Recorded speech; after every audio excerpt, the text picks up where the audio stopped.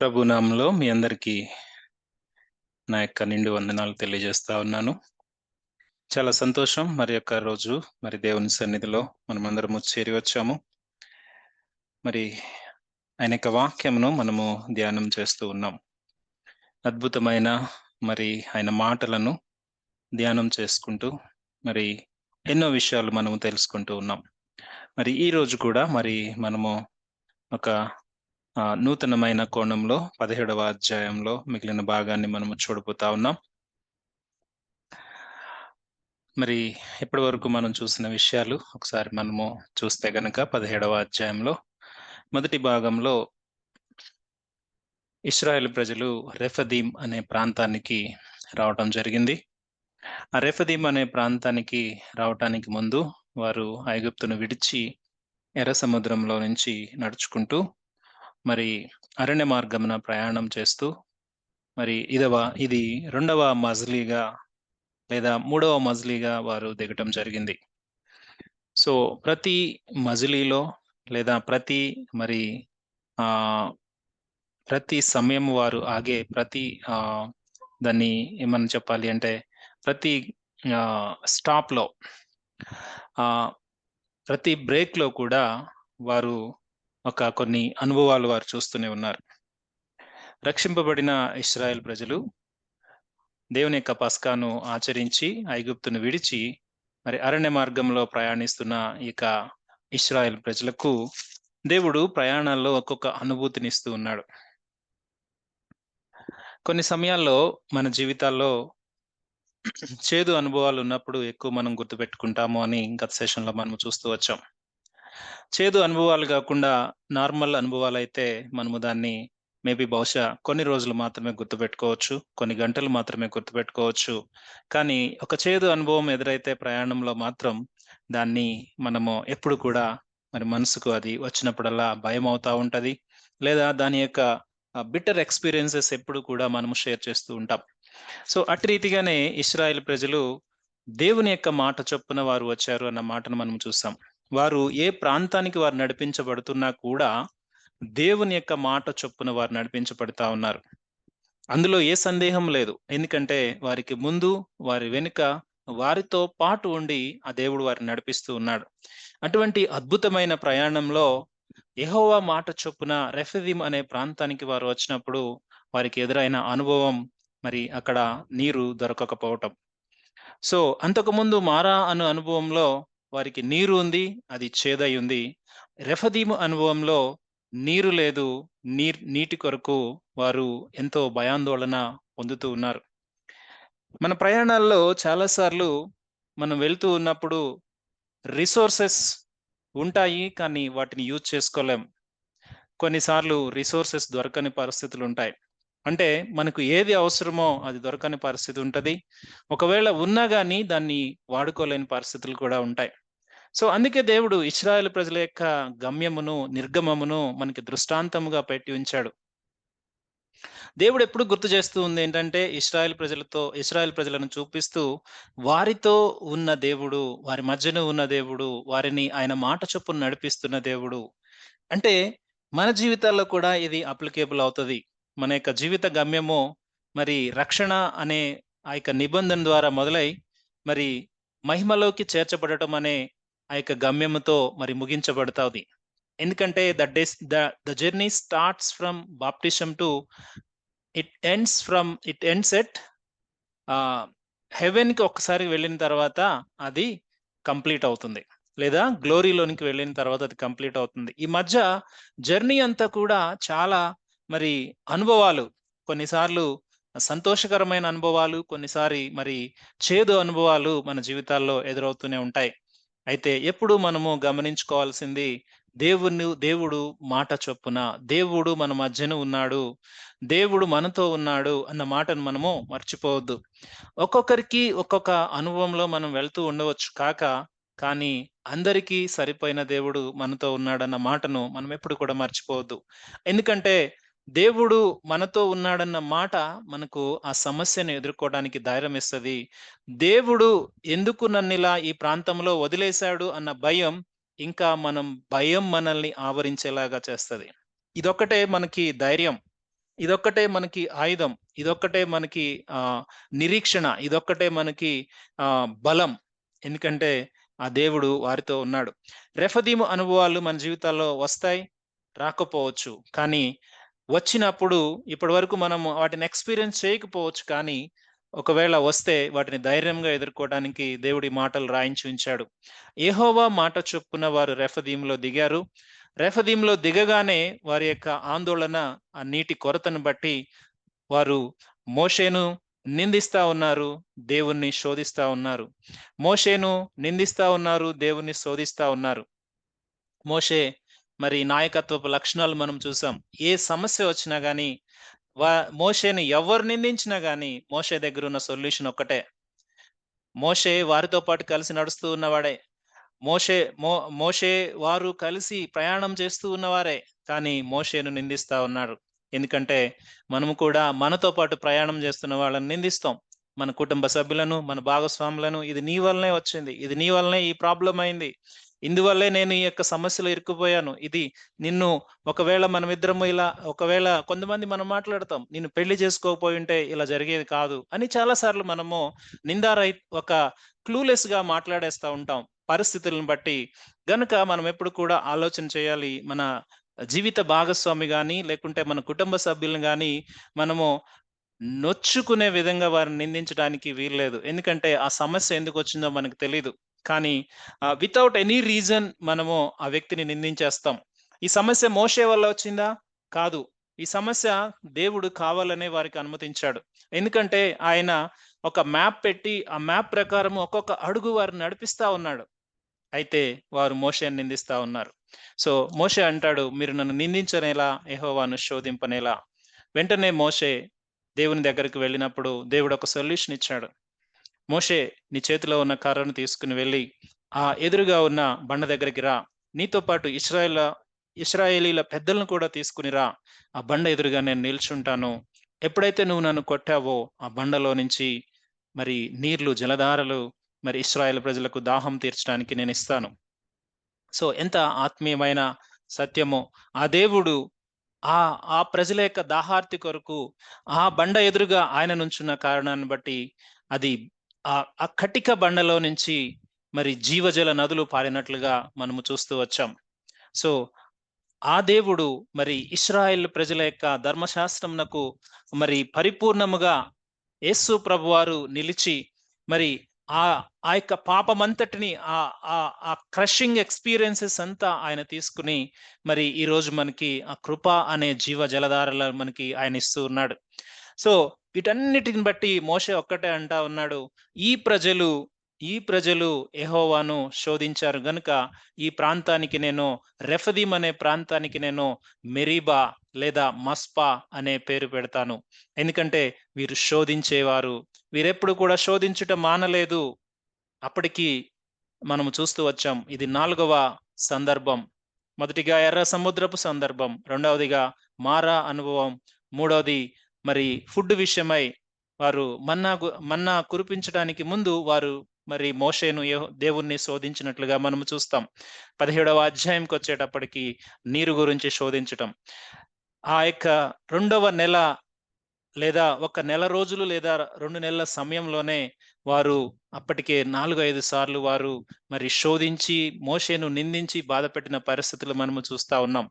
అయితే ప్రతి అనుభవంలో కూడా దేవుడు ఒక్కొక్క రీతిగా వారికి ఆయన బయలుపరుచుకుంటూ ఆయన యొక్క గొప్పతనాన్ని, ఆయన ప్రేమను, ఆయన కృపను ఆయన చూపిస్తూనే ఉన్నాడు. ఆయన వాగ్దానం చేసి నడిపిస్తా ఉన్నాడు. ఈ ప్రజలు మరి ఎంతగా వారు శోధించినా కూడా దేవుడు ఆయన వాగ్దానాన్ని వెనక్కి తీసుకోవట్లేదు. చూసారా ప్రియులారా, మనము ఆలోచన చేస్తాం. మనం ఏదైనా జర్నీలో మనం ఒక కమిట్మెంట్‌తో వెళ్ళినప్పుడు మనం తీసుకువెళ్ళే అతన్ని ఇబ్బంది పెట్టినప్పుడు మేబీ అతను చెప్పొచ్చు, "అమ్మా మీకు ఇష్టం లేకపోతే ఇక్కడ దిగిపోండి. నేను వెళ్ళిపోతానని" చెప్తారు. కానీ దేవుడు అలా కాదు. దేవుడు ఒక్కసారి వాగ్దానం చేశాడంటే ఆ వాగ్దానము నెరవేర్చే వరకు ఆయన ఆ మాటకు కట్టబడి ఉంటాడు. ఎన్ని సార్లు ఈ ప్రజలు ఇంకా శోధిస్తూ దేవుణ్ణి నిందిస్తూ ఉన్నారో. గనుక ఈ విషయాల నుంచి మనము పాఠాలు నేర్చుకోవాలి. ప్రతి సందర్భంలో కూడా దేవుని యొక్క గొప్పతనాన్ని, ఆయన గుణలక్షణాలను మనము చూస్తూనే ఉన్నాం. యెహోవా షాబోతుగా, యెహోవా ఆహ్, ఆహ్, యెహోవా రాఫాగా, యెహోవా ఈరేగా, ఇక్కడ యెహోవా నిస్సిగా రెఫదీం అనే ప్రాంతంలో దేవుడు బయలుపరుచుకుంటున్న విషయాన్ని మనము చూస్తా ఉన్నాం. అయితే మనము శోధించిన విషయాలు దేవుడు ఎప్పుడు కూడా గుర్తుపెట్టుకోవడానికి, అక్కడ ఒక ఇశ్రాయేల్ ప్రజలు శోధించిన విషయాలు గుర్తుపెట్టుకోవడానికి ఒక పేరు అక్కడ పెట్టవలసి వచ్చింది. గనుక హెబ్రీ పత్రికలో చెప్పినట్టుగా మన పితరులు శోధించి అరణ్యంలో రాలిపోయారు గనుక మనము అటు రీతిగా ఉండవద్దు అని భక్తుడు సెలవిస్తున్నట్లుగా మనము పాఠం నేర్చుకుందాం. ఎందుకంటే మన మధ్యన ఉన్నాడో లేడో అని శోధించారంట. ఆ మాట చదువుతూ ఉంటే చాలా బాధేస్తది. ఏడవ వచనంలో యెహోవా మన మధ్య ఉన్నాడో లేడో, ఆ దేవుణ్ణి ప్రత్యక్షంగా చూస్తా ఉన్నారు. మనం కూడా అంతే. వాక్యం అనే జీవ వాక్యమును చేతబట్టుకుని దేవుని యొక్క ఆ యొక్క ప్రత్యక్షతలను అనుభవిస్తూనే చాలా సార్లు ఇటువంటి పరిస్థితుల్లో దేవుడు నన్ను వదిలేసాడా? ఇట్లా ఈ మాటలు వింటా ఉంటే ఎంత బాధేస్తదంటే, నిజంగా దేవుని యొక్క అనుభవంలో మనం నడవనట్టే. అంత విశ్వాసంలో మనము జీవించి ఒక్కసారికి శ్రమ రాంగానే, ఈ దేవుడు నన్ను ఇట్లా మధ్యలో వదిలేసాడా? ఈ దేవుడు నాకే అన్యాయం చేశాడా? ఈ దేవుడు ఈ పరిస్థితి నాకెందుకిచ్చాడు అని మాట్లాడితే అది దేవుని శోధించినట్టే. కనుక దేవుడు ఆయన అందరికీ యెహోవా అందరికీ ఉపకారి. అలాగే ఆయన్ని ప్రేమించే వారికి సమస్తము సమకూడి ఆయన అనుమతించే దేవుడు. ఎందుకు నాకు ఇది అనుమతించటానికి సృష్టించబడిన మనము సృష్టికర్తను అడిగే ఏ విధమైన అర్హత మనకు లేదు. యోబు గ్రంథం మనం చూసాం గదా! యోబు అంటాడు, అన్నీ తెలుసుకున్న తర్వాత, అయ్యా నేను బూడిదలో నా తల పెట్టుకుని పశ్చాత్తాపపడతా ఉన్నాను. నేను బుద్ధిహీనుడై మాట్లాడాను, నన్ను క్షమించు అని పశ్చాత్తాపపడతాడు. ఎందుకంటే తెలియక మనము ఎన్నో విషయాలు మనము నిందిస్తాం దేవుణ్ణి, అనేక మార్లు సణుగుతాం. ఒక్కోసారి బయటకి మాట్లాడకపోయినా లోపల ఒక తెలియని ఆవేదన, ఆక్రోధన దేవుని మీద ఉంటే గనుక మరొకసారి దేవుని యొక్క వాక్యం సెలవిస్తూ ఉంది. మనము శోధించుట అనేది మన జీవితాల్లో ఇప్పటితో ఎండ్ అయిపోవాలి. శోధించటం అనేది ఒకవేళ ఇప్పటి వరకు ఉంటే మనము దానికి క్షమాపణ పొందుకుని ముందుకు వెళ్ళాలి. సో అద్భుతమైన ఆహ్, నవ్ ప్రత్యక్షతలు, అద్భుతమైన ఉదాహరణలు, ఇల్లుస్ట్రేషన్స్ మన ముందు ఇశ్రాయేల్ ప్రజల యొక్క జీవితం ద్వారా దేవుడు పెట్టాడు గనుక మనము జాగ్రత్తగా ఈ విషయాల్లో మనల్ని మనం పరిశీలన చేసుకోవాలి. అయితే ఈరోజు భాగానికి మనం వెళ్దాం. సో దేవుని చిత్తమైతే మరి మొత్తం మరి చూడటానికి ప్రయత్నిస్తాం. ఒకవేళ అది సంపూర్తి కాకపోయినా వచ్చే సెషన్‌లో కొనసాగిద్దాం. చూద్దాం. ఇశ్రాయేల్ ప్రజలు రెఫదీము అనుభవంలో మరి దేవుడిచ్చిన ఆ యొక్క మరి సమృద్ధి అయిన నీరు తాగి ఆ ప్రాంతంలో వాళ్ళు హాల్ట్ తీసుకుంటున్న ఆ పరిస్థితుల్లో మరి ఏమైంది అంటే, అసలు వితౌట్ ఎనీ నోటీస్, లేకుంటే అసలు ఒక ప్రశాంతమైన వాతావరణం. అంటే వారు అరణ్యంలో నడుస్తూ ఉన్నారు. వారు ఎవరికి మరి అప్పటి వరకు ఎవరి మీద వారు మరి ఏ విధమైన దాడికి దిగటం గాని, లేదా ఎవరినైనా వారు నిందించటం గాని ఇది ఏమీ లేదు. ఒక అరణ్య ప్రాంతంలో ఒక ప్రశాంతమైన వాతావరణంలో వారు నడుస్తా ఉన్నారు. అయితే సడెన్‌గా జరిగిన విషయము దేవుడు ఇక్కడ రాయించి ఉంచాడు. మనము చూస్తే 8, 9 వచనాలు ఒకసారి చూద్దాం. తర్వాత అమాలేకీయులు వచ్చి రెఫదీములో ఇశ్రాయేలీయులతో యుద్ధము చేయగా, మోషే యెహోషువతో మన కొరకు మనుషులను ఏర్పరచి వారిని తీసుకుని బయలువెళ్ళి అమాలేకీయులతో యుద్ధము చేయుము. రేపు నేను దేవుని కర్రను చేతపట్టుకుని ఆ కొండ శిఖరం మీద నిలిచెదనెను. తరువాత అమాలేకీయులు వచ్చి, తరువాత అంటే ఈ సందర్భం అంతా అయిపోయిన తర్వాత వాళ్ళు రెస్ట్ తీసుకుంటున్న సమయమో, లేకుంటే మామూలుగా వారి యాక్టివిటీస్ వారు చేసుకుంటున్న సమయమో, ఎందుకంటే దేవుడు ఇంకా వారిని ఆ ప్రాంతం నుంచి ముందుకు నడిపించాలి. అయితే అనుకోని రీతిగా ఒక క్రూయల్ ఆలోచనతో, ఒక బిట్టర్ ఆలోచనతో వారు అమాలేకీయులు వీరి మీద దాడి చేయటం జరిగింది. ఈ అమాలేకీయులు ఎక్కడి నుంచి వచ్చారు అనేది మనము ఆలోచన చేసినట్లయితే, అమాలేకీయులు ఎవరో కాదు. వీరు ఏశావు సంతానము. యాకోబు, ఏశావు ఇద్దరు మరి కమల పిల్లలు. ఏశావు పెద్దవాడు. తన యొక్క సంతానము గురించి 36వ అధ్యాయంలో మరి మనము చూసాం. ఆదికాండం ధ్యానం చేస్తూ ఉన్నప్పుడు. ఆయన యొక్క సంతానం నుంచి కొన్ని జనాలు వచ్చాయి. కొన్ని దేశాలు వచ్చాయి. ఆ దేశాలలో ఒకటి ఆ యొక్క ప్రజల్లో ఒక ప్రజే అమాలేకీయులు. ఎందుకంటే మనము చూస్తే 36వ అధ్యాయంలో ఈ మాట ఉంటుంది. 36వ అధ్యాయము 11వ వచనం. ఎలీఫజు కుమారులు, ఎలీఫజు అనగా ఏశావు కుమారులు. ఎలీఫజు కుమారులు తేమాను, ఓమారు. ఓకే. వాళ్ళ కుమారుల పేర్లు అక్కడ ఇవ్వబడ్డాయి. 12వ వచనం మనం చూస్తే ఆమె ఎలీఫజుకు అమాలేకును కనెను, వీరు ఏశావు భార్య అయిన ఆదా కుమారులు. చాలు, జస్ట్ వారు ఎక్కడి నుంచి వచ్చారనేది ఒక పరిచయం కోసం చెప్తా ఉన్నాను. వీరు ఏశావు సంతానము. వీరు కొండ ప్రాంతాల్లో జీవించేవారు. వీరు ఇశ్రాయేల్ ప్రజలను వారి మీద అటాక్ చేయలేదు, లేకుంటే వారిని ఏ విధంగా కూడా వారిని యుద్ధ పరిస్థితికైతే వారు సిద్ధంగా లేరు. ముఖ్యంగా మనకు తెలుసు, దేవుడు వీరిని అరణ్య మార్గానికి నడిపించడానికి కారణం కూడా అదే. వారు ఏ విధమైన యుద్ధాలు చేసిన వారు కారు. అప్పటి వరకు కొన్ని వందల సంవత్సరాలు, దాదాపు 150 నుంచి 180 సంవత్సరాలు ఐగుప్తు దాస్యంలో మగ్గిపోయిన ఈ జనాంగం మీద ఒక్కసారిగా ఆ కొండ ప్రాంతాల్లో నివసించే వారు ఒక్కసారి వీరి మీద యుద్ధం ప్రకటించేశారు. ఎటు చూసినా అప్పటి వరకు ప్రశాంతంగా ఉన్న వాతావరణం భయానకమైన పరిస్థితి మొదలైంది. దేవుడు వీరిని యుద్ధము లేకుండా కనాను ప్రాంతం వరకు నడిపించాలని ఇష్టపడితే, మరి ఈ జనాంగము, అమాలేకుల జనాంగము వీరి మీద సడన్ గా వచ్చిన అటాక్ ని ఇశ్రాయేల్ ప్రజలు ఎలా సిద్ధపడాలి, ఎలా వీరు దీన్ని జయించాలి? అప్పటికప్పుడు ఏ విధమైన ప్రణాళికలు లేవు వారికి. యుద్ధ పరిస్థితి గురించి అయితే ఆలోచన లేదు, సన్నాహము లేదు, లేకుంటే ఒక ప్రిపరేషన్ లేదు. కానీ అటువంటి పరిస్థితుల్లో మోషే ఇస్తున్న ఆలోచన, లేకుంటే అప్పటి వరకు పరిచయం కాని ఒక వ్యక్తిని గురించి రాస్తున్న ఆ మాటలు మనము చూసినట్లయితే, వెంటనే మోషే చెప్తూ ఉన్నాడు యెహోషువతో. ఫస్ట్ టైం యెహోషువ గురించి ఇక్కడ మనము చూస్తా ఉన్నాం. యెహోషువతో చెప్తూ ఉన్నాడు, రేపు మన మనుషులను తీసుకుని వారి మీద యుద్ధం చేయి. నేను దేవుని కర్రను చేత పట్టుకుని కొండ మీదకి ఎక్కి ప్రార్థన చేస్తాను అని, కొండ శిఖరం మీద నేను నిలుస్తాను అని మోషే చెప్తూ ఉన్నప్పుడు, మొట్టమొదటిసారిగా మరి యెహోషువ అనే మాటను మనం అక్కడ మరి చూస్తా ఉన్నాం.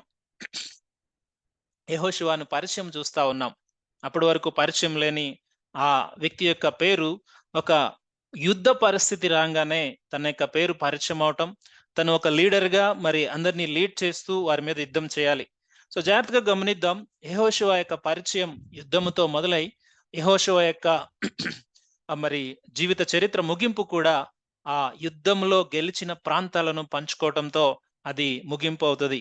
కొంతమంది బైబిల్ స్కాలర్స్ ఏమంటారంటే ఆ ప్రజలను అరణ్య మార్గం నుంచి నడిపించడానికి మోషే సహాయపడితే, అరణ్య మార్గం తర్వాత కనాను జయించడానికి, లేకుంటే కనాను మీద ఆ ప్రాంతమంతా విజయం సంపాదించడానికి దేవుడు యెహోషువను వాడుకున్నాడు. సో ఇక్కడ యెహోషువ యొక్క యుద్ధ పటిమ, ఆయన విజయము, ఆయన ఓటమి ఎరగని విజయం సాధించాడు. ఒక హాయి ప్రాంతంలో అవిధేయత తప్ప మరలా హాయి ప్రాంతాన్ని కూడా వారు పట్టుకున్నారు. ఓకే, ఈ విధంగా మనం చూస్తే ఒక కాన్కరర్ గా, అంటే విజయశాలిగా ఎన్నో దేశాలను జయించి నిలిచిన వాడుగా యెహోషువ ఉన్నాడు. ఈ సిమిలారిటీ కూడా మరి యేసు ప్రభువారిలో మనము చూడవచ్చు అని బైబిల్ స్కాలర్స్ ఒక విధమైన మరి వారు ఒక వ్యాఖ్యానం వారు చేస్తూ ఉన్నారు. నిజమే, ప్రతి శత్రు ప్రాంతాన్ని మరి జయించడానికి యేసు ప్రభువారు ఆయన అక్కడ కనాను ప్రాంతం తర్వాత పంచడానికి ఆయన ఎదురు చూస్తా ఉన్నారు. మనము చదువుతూ ఉంటాం కదా, నీ శత్రువులను తన పాదపీఠం వరకు చేయ వరకు నీవు నా కుడి పార్శ్వమున ఉండుము అని దేవుడు వాగ్దానం ఇచ్చినట్లుగా చివర జరగబోయేది అదే. జరిగిన తర్వాత ఆయన ప్రజలకు పరమ కానానులో ఆయన విభజించి మరి మనందరి కొరకు ఆయన గృహాలు సిద్ధపరిచి ఉంచాడు. అయితే ఈ సిమిలారిటీ మనము చూస్తాం. యెహోషువ జీవితం ఎప్పుడు కూడా దేవునికి సేవ చేసిన మరి వ్యక్తిగా ఉన్నాడు. తర్వాత ఇప్పటి నుంచి యెహోషువ గురించి ప్రస్తావన వస్తూనే ఉంటది. తను మోషేకు సేవకుడుగా, అలాగూ ఏ పరిస్థితి వచ్చినా మోషే పక్కన తను నిలబడిన వ్యక్తిగా కూడా మనం చూస్తాం. అయితే మోషే చెప్తున్నట్టుగా యెహోషువ అప్పటికప్పుడు వితౌట్ ఎనీ ప్రిపరేషన్ సిద్ధపడాలి, ఆర్మీని తీసుకుని వెళ్ళాలి, లేకుంటే వారి దగ్గర ఉన్న యుద్ధ నైపుణ్యత కలిగిన వారిని కొంతమందిని తను అప్పటికప్పుడు ఏర్పరచుకోవాలి, వెళ్ళి ఆ శత్రువుల మీద యుద్ధము చేయాలి. అయితే ఇక్కడ మోషే చెప్తున్న మాట, నేను దేవుని కర్రను చేత పట్టుకుని కొండ శిఖరం మీద నిలుస్తాను. మోషే చెప్తూ ఉన్నాడు దేవుని కర్ర. సో అంతకుముందు మనము చూస్తే అదే అధ్యాయం 17వ అధ్యాయం 5వ వచనంలో మనము చూస్తే 17వ అధ్యాయం 5వ వచనంలో దేవుడు అంటూ ఉన్నాడు, అందుకు యెహోవా, నీవు ఇశ్రాయేలు పెద్దలో కొందరిని తీసుకుని ప్రజలకు ముందుగా పొమ్ము, నీవు నదిని కొట్టిన నీ కర్రను చేత పట్టుకుని పొమ్ము. దేవుడు మోషేతో చెప్తూ ఉన్నాడు, నీవు నదిని కొట్టిన నీ కర్రను చేత పట్టుకో. కానీ ఇక్కడ మోషే అంటున్నాడు, యుద్ధ పరిస్థితిలో నేను దేవుని కర్రను చేత పట్టుకుని వెళ్తాను. మోషే దేవుడు మోషే కర్ర అంటే మోషే దేవుని కర్ర అంటూ ఉన్నాడు. ఒకే కర్ర, ఇద్దరి భాగస్వామ్యం. జాగ్రత్తగా గమనిద్దాం. దేవుడు మోషే కర్ర అని చెప్తూ ఉన్నాడు, మోషే దేవుని కర్ర అంటూ ఉన్నాడు. సో దేవుడు మానవుడు కలిస్తేనే కార్యము సాధ్యమవుతుంది. సో కర్రలో ఏమీ లేదు. జాగ్రత్తగా గమనిద్దాం. కర్రలో ఏమీ లేదు. కర్ర ద్వారా అద్భుతాలు చేయించేది దేవుడే. కానీ మోషే యొక్క నమ్మకం, ఈ కర్ర ద్వారా దేవుడు కొన్ని అద్భుతాలు చేయించాడు. ఇదే కర్ర నేను పట్టుకుని వెళ్తాను. ఇది దేవుని కర్ర.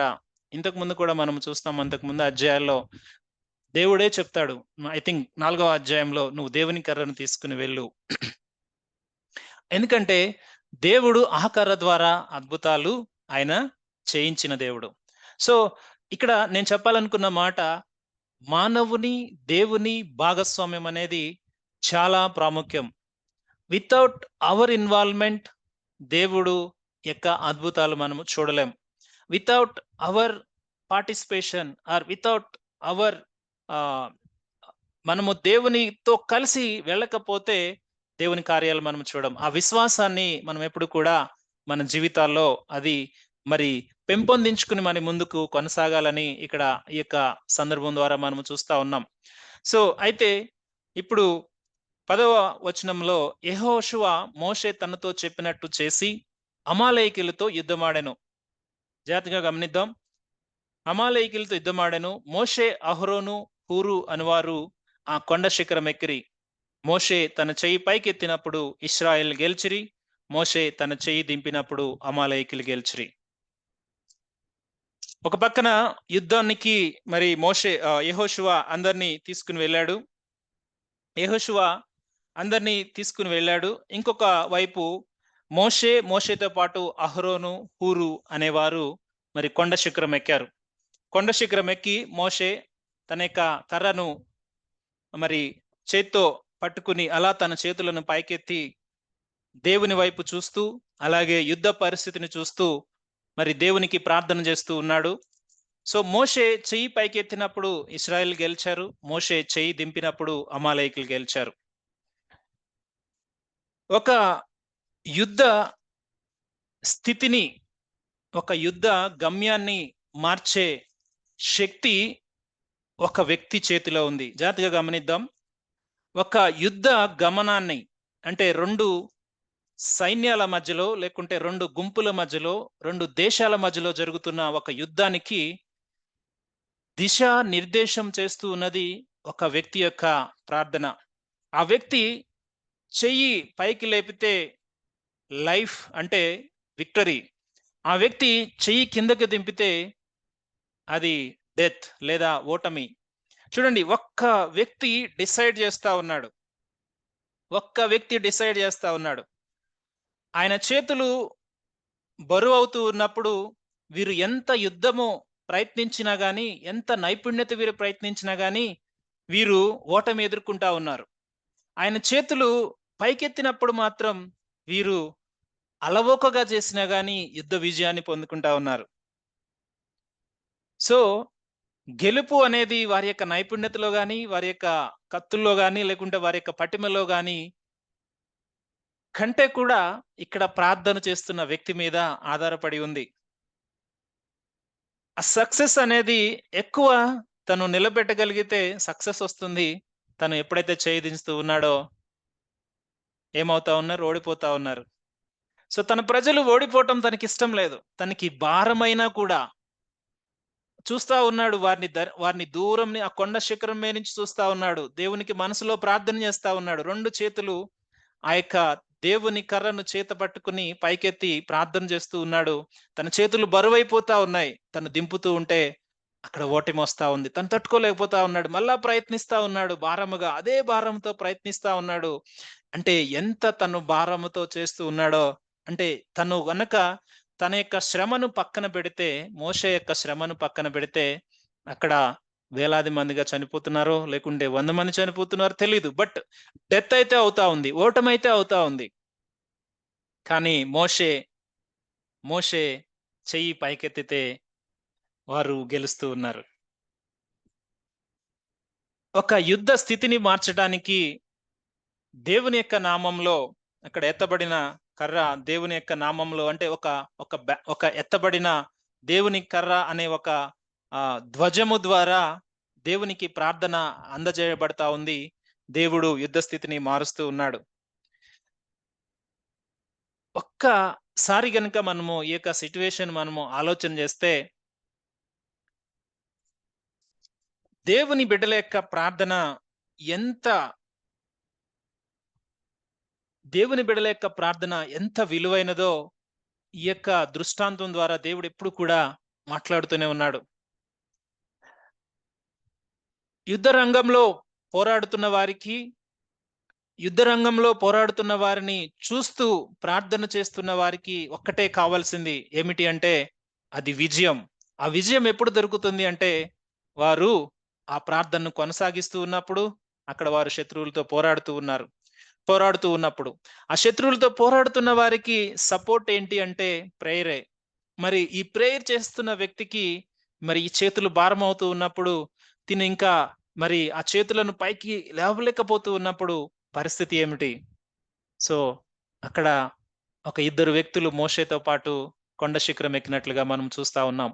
అహరోను తన అన్న హూరు, హూరుని ఒక స్కాలర్ ఏమంటూ ఉన్నారంటే, మరి అది కరెక్ట్ అనాలిసిసో కాదో నాకు తెలీదు గానీ, హూరు అన్న వ్యక్తి మిరియాముకి హస్బెండ్ అన్నట్లుగా మరి ఒక స్కాలర్ చెప్తూ ఉన్నారు. దాన్ని ఫర్దర్‌గా మనం దాన్ని వాలిడేట్ చేసుకోవాలి. ఏదేమైనప్పటికీ ఇద్దరు మోషే యొక్క పరిస్థితిని చూస్తూ ఇప్పుడు వారు చేస్తున్న అద్భుతమైన విషయం మనం చూస్తాం. 12వ వచనం, 13వ వచనం. మోషే చేతులు బరువెక్కగా వారు ఒక రాయి తీసుకుని వచ్చి అతడు దాని మీద కూర్చుండుటకై దాన్ని వేసిరి. అహరోను హూరులు ఒకడు ఈ ప్రక్కను ఒకడు ఆ ప్రక్కను అతని చేతులు ఆదుకొనగా అతని చేతులు సూర్యుడు అస్తమించు వరకు నిలకడగా ఉండెను. అట్లు యెహోషువ కత్తి వాడి చేత అమాలేకు రాజును అతని జనులను గెలిచెను. చాలండి. సో భారమైపోతున్న ఈ చేతులకు ఇప్పుడు అహరోను హూరులు ఏం చేశారంట, ఒక పెద్ద రాయిని తీసుకుని వచ్చి మోషేని అక్కడ కూర్చుండబెట్టి లిటరల్ గా తన చేతులకు వీరి యొక్క భుజాలు సపోర్ట్ చేశారు. తన చేతులు పైకి లేపబడి ఉండాలి. సో ఆ చేతులు కింద వీరి యొక్క భుజాలు యుద్ధము జరుగుతూ ఉన్నంత వరకు, సూర్యుడు అస్తమిస్తున్నంత వరకు మోషే చేతులను వారు నిలకడగా ఉండెను. ఎలా నిలకడగా ఉన్నాయి? కింద రెండు భుజాలు ఆయనకి అక్కడ సపోర్ట్ చేశాయి. ఒక ప్రార్థన చేస్తున్న వీరుడికి, భారముతో ప్రార్థన చేస్తున్న వీరుడికి ఇద్దరు సహాయము చేయటం వల్ల యుద్ధము గెలవటము మనము చూస్తా ఉన్నాం. దేవుని యొక్క వాగ్దానము సెలవిస్తూ ఉంది ఏమిటంటే, ఎక్కడ నా నామమున ఇద్దరు లేదా ముగ్గురు. సో నేను అనుకుంటా ఉన్నాను, ఒక వ్యక్తి ప్రార్థన చేస్తూ ఉంటే ఇంకొక ఇద్దరు జతపడితే, ముగ్గురు వ్యక్తులు కలిసి ఆ యొక్క ప్రార్థన దేవుని యొక్క సన్నిధిలో అడిగితే దేవుడు వారి మధ్యన ఉంటానన్నాడు. సో ప్రార్థన చేయడానికి మనకి ఎక్కువ మంది కూడా అవసరం లేదు, ముగ్గురు చాలు. ఓకే, ఈ విషయాన్ని మనం గమనిద్దాం. సో ఇప్పుడు మనము ప్రార్థన చేస్తూ ఉన్నాం, మనకి సపోర్ట్ రమ్మని ఒక ఇద్దరిని అడగటంలో తప్పులేదు. మనము ఎంతో భారాన్ని, అక్కడ యుద్ధం జరుగుతా ఉంది మన కళ్ళ ముందు, కొండ మీద పెట్టి దేవుడు మోషేకు చూపిస్తున్నట్లుగా, లేదా మోషే కొండ మీద నుంచి ఇశ్రాయేల్ ప్రజల యొక్క యుద్ధాన్ని చూస్తున్నట్టుగా, నా మాటలు జాగ్రత్తగా గమనిద్దాం. మనము కూడా మనకి దర్శనం చూపిస్తా ఉన్నాడు. మనము ఇప్పుడు ఈ ఈ యొక్క కార్యక్రమాల ద్వారా మిషన్ దర్శనాన్ని మనము చూస్తా ఉన్నాం. ఒక కొండ మీద ఎక్కి యుద్ధాన్ని చూస్తా ఉన్నాం. మనకెన్నో అప్డేట్స్, మనకెన్నో పరిస్థితులు, మనకెన్నో కష్ట నష్టాలు అన్ని తెలుస్తా ఉన్నాయి. యుద్ధ పరిస్థితులు, యుద్ధ రంగంలో ఏవేవి కనపడతా ఉన్నాయి, అవన్నీ కనపడతా ఉన్నాయి. సో ఇప్పుడు మనం వాటిని చూస్తూ ప్రార్థన చేస్తూ ఉన్నాం. సో మరి మనం ప్రార్థన చేస్తూ ఉంటే గెలుస్తూ ఉన్నారు, ప్రార్థన చేయకపోతూ ఉంటే ఓడిపోతూ ఉన్నారు. సో ఇప్పుడు మనం ప్రార్థన చెయ్యాలి అంటే మనతో పాటు ఒక ఇద్దరు కావాలి, అహరోను హూరులు కావాలి. సో ఇప్పుడు హెల్ప్ అడుగుదామా, హెల్ప్ అడగకుండా ఉందామా? హెల్ప్ అడిగితే మన ప్రార్థనతో పాటు దేవుని యొక్క వాగ్దానం ప్రకారం ఇద్దరు ముగ్గురు ఎక్కడ ఉంటే వారి ప్రార్థన వింటా అన్నాడు. సో మనం హెల్ప్ అడిగితే మనతో పాటు ఒక ఇద్దరు వస్తారు. సో మనము చూస్తున్న భారము వారు చూస్తా ఉన్నారు. అహరోను హూరులు చూడట్లేదా? మోషే చూస్తున్న భారాన్ని వారు చూస్తా ఉన్నారు. సపోర్ట్ ఆటోమేటిక్ గా ఎక్స్టెండ్ అవుతుంది. ఎప్పటి వరకు తెలుసా? యుద్ధం ముగిసే వరకు ఎక్స్టెండ్ అవుతుంది. మనము ఆ భారము చూపించడానికి మనం వారిని పిలవాలి. బహుశా భౌతికంగా వారు ముగ్గురు కలిసి వెళ్ళారు కానీ ఇక్కడ మనం ఇంకొక ఇద్దరిని మనతో పాటు పిలుచుకోవాలి. మన భారం వారికి చూపించాలి. చూపించినప్పుడు వారు కూడా అప్పుడు మనతో పాటు మన చేతులను అలాగే లేపి పట్టుకోవడానికి, అనగా మన భారము మరి కొనసాగటానికి ఇద్దరు వ్యక్తుల్ని దేవుడు అక్కడ పెట్టినట్టుగా మనల్ని కూడా ఆ యొక్క యుద్ధం ముగించే వరకు పెడతాడు. ఒకవేళ వేరే వ్యక్తి మనకంటే భారంగా ప్రార్థన చేస్తూ ఉంటే తనతో పాటు సపోర్ట్ వెళ్ళటానికి కూడా ఏ విధమైన సందేహం అవసరం లేదు. అలాగే మనం భారంగా ప్రార్థన చేస్తే ఇంకొక ఇద్దరు వ్యక్తులను తెచ్చుకోవడంలో కూడా ఏ విధమైన సందేహం అవసరం లేదు. ఎందుకంటే హెల్ప్ ఇవ్వనన్నా ఇవ్వాలి, తీసుకోనన్నా తీసుకోవాలి. ఈ రెండు చేయకపోతే యుద్ధం ఓడిపోతా ఉన్నాం. ఈ రెండు చేయకపోతే అమాలేకు శత్రువు అనేవాడిని దేవుడు అంటాడు తరతరాలు యుద్ధం అంటాడు తర్వాత. ఎందుకంటే అమాలేకు అనేదాన్ని పాపముతో మరి మనము చూస్తాం. ఎందుకంటే ఏది కూడా కొంచెం కూడా దేవునికి ఇష్టం లేదు. వారు ఒక సమాధానమైన పరిస్థితిలో వెళ్తున్న జనాంగాన్ని ఇష్టానుసారంగా యుద్ధం ప్రకటించి చంపడానికి వచ్చారు వారు. దేవుడు ఒక్కసారి తన ప్రజలకు చేసిన యొక్క హానిని తరతరాలు గుర్తుపెట్టుకున్నాడు. ఈరోజు సాతాను చేస్తున్న హానిని దేవుడు తరతరాలు గుర్తుపెట్టుకుని ఆయన బిడ్డలను కోరుతూ ఉన్నాడు. అక్కడ కొంతమంది యెహోషువ లాంటి వారు యుద్ధం చేస్తూ ఉన్నారు. మనలాంటి వారు ఇక్కడ చూస్తా ఉన్నాం. కొండ మీద ఎక్కి చూస్తా ఉన్నాం. భారం వచ్చినప్పుడు ప్రార్థన చేస్తూ ఉన్నాం. భారం లేనప్పుడు చేతులు దించుతా ఉన్నాం. ఇది కాదు దేవుడు కోరుతా ఉన్నది. అహరోను హూరులను పిలుచుకురండి. అహరోను హూరుల్ని మీ భారంతో పాటు మీ చేతులను సపోర్ట్ చేయటానికి ఇద్దరిని తీసుకురండి అని దేవుడు మాట్లాడుతూ ఉన్నాడు. చూడండి, ఇది చాలా చాలా చాలా ప్రాముఖ్యమైన ఆత్మీయమైన సత్యం. మన యొక్క భారము వారికి చూపించినప్పుడు వారు మనకి సపోర్ట్ చేస్తారు. ఒక వ్యక్తిని పౌలు అంటాడు ఆయన పరిచర్యలో, మనము ఎఫెఫ్రా గురించి ధ్యానం చేసాం. ఆ వ్యక్తి యొక్క భారము ఎంత భారం అంటే ఒకసారి చూడండి, తను కొలసి పత్రికలో తన గురించి మాట్లాడుతూ ఉంటాడు. కొలసి సంఘానికి కట్టిన వ్యక్తి. ఈ వ్యక్తి ఇప్పుడు ఎక్కడున్నాడంటే పౌలుతో పాటు ఉన్నాడు. పౌలుతో పాటు ఉండి ఈయన చేస్తున్న భారమైన ప్రార్థన ఏంటో చెప్పమంటారా? చూడండి, 4వ అధ్యాయము 12వ వచనం. మీలో ఒకడును క్రీస్తు యేసు దాసుడైన ఎపఫ్రా మీకు వందనాలు చెప్పుచున్నాడు. మీరు సంపూర్ణులను ప్రతి విషయంలో దేవుని చిత్తమును గూర్చి సంపూర్ణ ఆత్మ నిశ్చయత గలవారునై నిలకడగా ఉండవలనని ఇతడెల్లప్పుడూ మీ కొరకు తన ప్రార్థనలలో పోరాడుచు ఉన్నాడు. ప్రార్థన అంటే పోరాటం. ఆయన పోరాడుతూ ఉన్నాడు. మోషే అక్కడ చేస్తూ ఉన్నది పోరాటమేనండి, భారం. ఎందుకంటే దింపితే చనిపోతా ఉన్నారు. ప్రత్యక్షంగా చూస్తా ఉన్నాడు తన ప్రజల యొక్క మరణం. శత్రువు దాడి నుంచి తప్పించబడాలి అంటే ఆ భారంతో చేతులు లేపుతూనే ఉండాలి. ఆ భారము హృదయాల్లో నుంచి కట్టలు తెంచుకుంటూ వస్తా ఉంది. అయ్యా, నా ప్రజలు నశించిపోవద్దు. అయ్యా, నా ప్రజలు నిలకడగా ఉండాలి. నా చేతులు బరువైనా కానీ నేను లేపుతాను. ఇక్కడ ఎఫెఫ్రా కూడా అదే చేస్తా ఉన్నాడు. అయ్యా, నా సంఘము నిలకడగా ఉండాలి. నేను ఏదైతే ఆ యొక్క సంఘముతో నేను పని చేశానో ఆ కొలసి సంఘము దేవుని యొక్క చిత్తంలో చివరి వరకు నిలకడగా ఉండాలని తన ప్రార్థనలో వేడుచు ఉన్నాడని పౌలు చెప్తూ ఉన్నాడు. పోరాడుతూ ఉన్నాడంట. అందుకే పౌలు అంటాడు 4వ అధ్యాయం 2వ వచనంలో, ప్రార్థన యందు నిలకడగా ఉండి కృతజ్ఞత గలవారై దాని యందు మెలకువగా ఉండడి. ఇంకా ప్రార్థన గురించి మనం ఆలోచన చేస్తే దేవుడు ప్రార్థన విషయంలో ఎప్పుడు కూడా ఆయన మనము నిలకడగా ఉండాలని ప్రార్థించాలని చెప్తూ ఉన్నాడు. అయితే ఈ భారము కొనసాగాలి అంటే మనకు అహరోను హూరుల్ లాంటి వారు కావాలి. మనం ఒక్కరమే ప్రార్థన చేస్తే మనకు భారం ఉన్నంత వరకే చేస్తాం, అంతే కదా. కొంతవరకు సపోర్ట్ చేయగలిగినంత వరకు మనం భారంగా ప్రార్థన చేస్తాం. మిగిలిన టైం అంతా మనము దించి వేస్తున్నాం. కానీ ఇది కంటిన్యూగా అవ్వాలి. ఇది కంటిన్యూగా అవ్వాలంటే ఒక్కొక్క మోషేకి ఇద్దరు కావాలి. ఒక్కొక్క వ్యక్తికి 2 లేదా 3 కావాలి. ఒంటరిగా కాదు, 2 లేదా 3గా కావాలి. అప్పుడు మనము మనము మన దేశాన్ని మనము మనము మన మరి మనము మన దేశాన్ని జయిస్తాము అనే మాటలో ఎటువంటి సందేహం లేదు.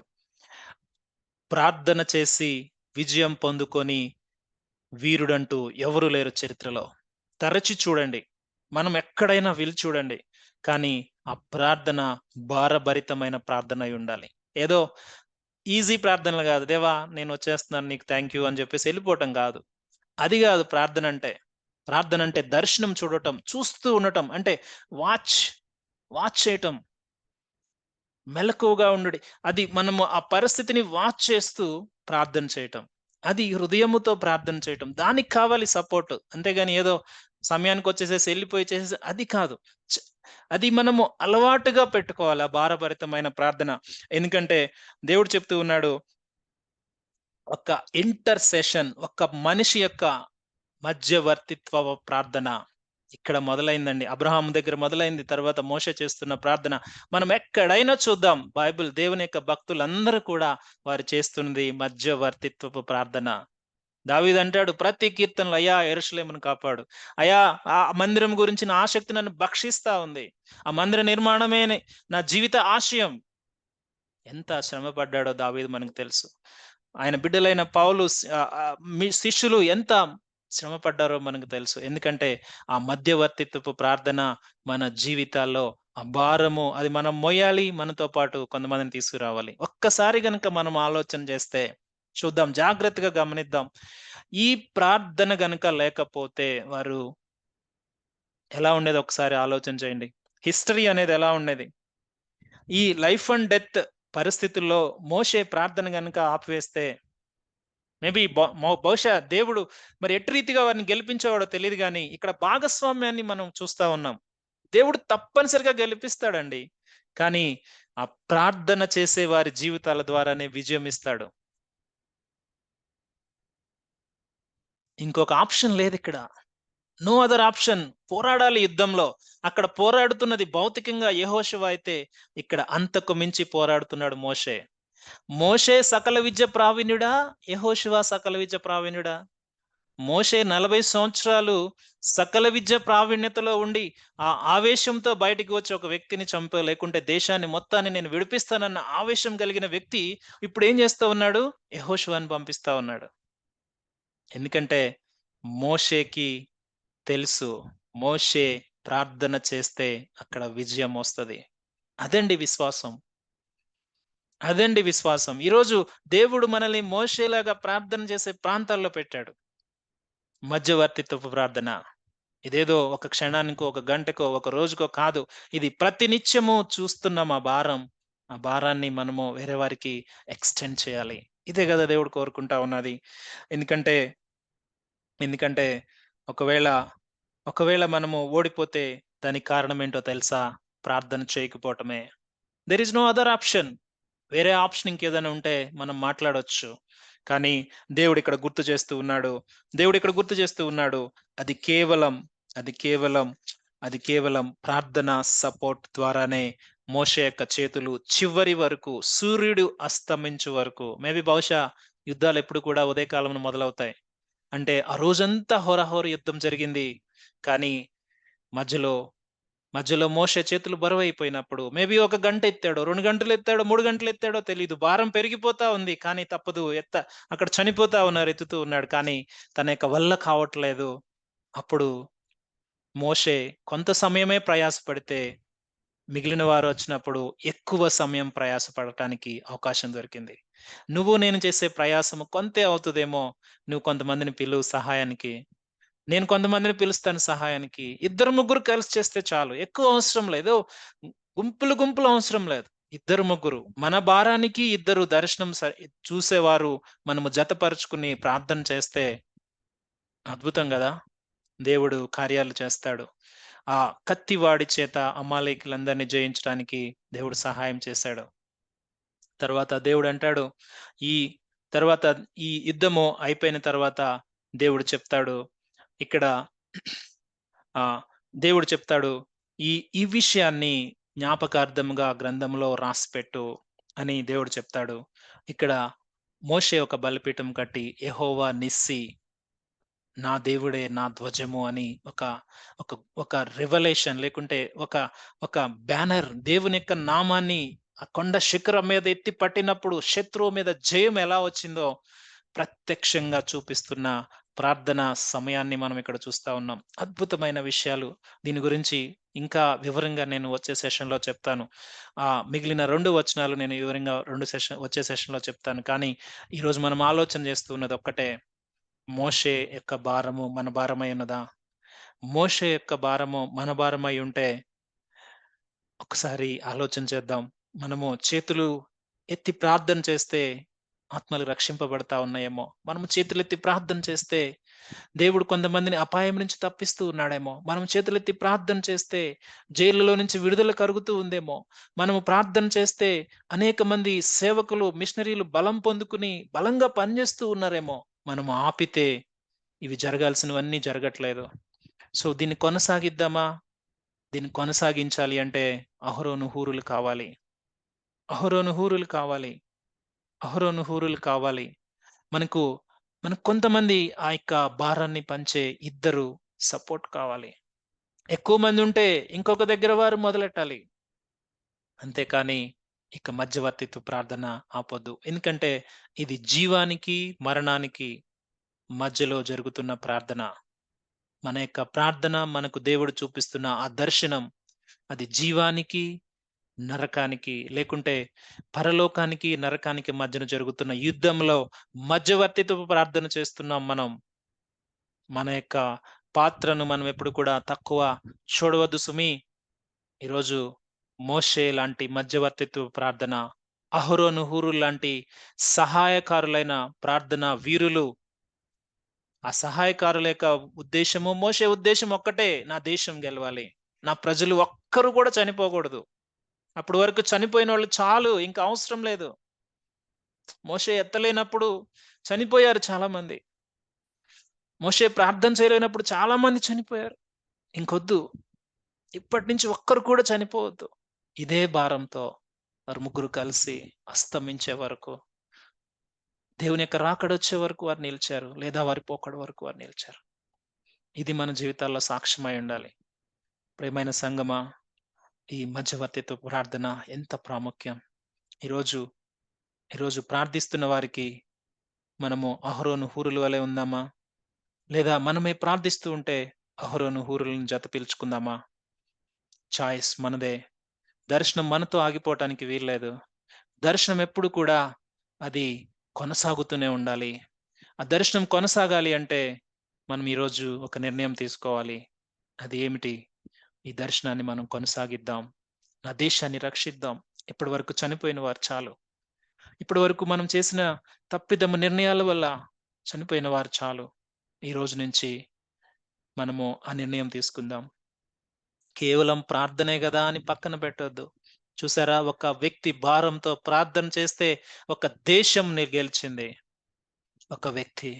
ఆనాడు మోషే దేవుడే ఈరోజు మన దేవుడు. ఆనాడు మోషే మీద ఉన్న ఆత్మే ఈరోజు మన మీద ఉంది. మనమేమైనా మనము ఏదో నా ప్రార్థన ఏ పాటిదండి అనటానికి వీల్లేదు. కానీ మన భారం ఎలా ఉందో చూసుకోవాలి. మన భారం ఎలా ఉందో చూసుకోవాలి. భారము తక్కువగా ఉంటే దాన్ని చెక్ చేసుకోవాలి గానీ, ప్రార్థనని సందేహించడానికి వీల్లేదు.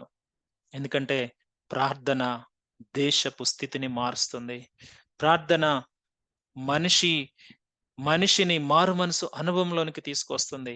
ప్రార్థన దేవుని యొక్క విజయాలు సాధించడానికి ఒక సోపానంగా నిలుస్తుంది. సో, అటువంటి నిర్ణయం ఈరోజు తీసుకుందాం. దేవుని సన్నిధిలో ఒక్కటే నిర్ణయం తీసుకుందాం. దేవా, నీవు నాకిచ్చిన ఈ భారాన్ని నేను కొనసాగిస్తాను. నాకు అహరోను, హూరులను జతపరచు. దేవా, నాతో పాటు ఒక ఇద్దరిని అదే దర్శనంతో ఉన్న వారిని జతపరచు. మేము భారముగా నా దేశ రక్షణ కొరకు నా తుది శ్వాస వరకు నేను ప్రార్థన చేస్తాను. నా తుది శ్వాస వరకు అదే భారంతో, అదే సాక్ష్యంతో నేను జీవిస్తాను అని ఒక్క మాట దేవుని సన్నిధిలో చెప్పి మనము ఆ కమిట్మెంట్‌తో ఈరోజు ఈ సెషన్‌ని మనం ముగించుకుందాం. ఆ కమిట్మెంట్‌తో నువ్వు ఏ స్థితిలో ఉన్నప్పటికీ, ఏ ప్రాంతంలో ఉన్నప్పటికీ ఒక్కసారి దేవుని వైపు చూద్దాం. ప్రార్థన చేసుకుందాం. ఒక్కసారి దేవుని వైపు చూద్దాం.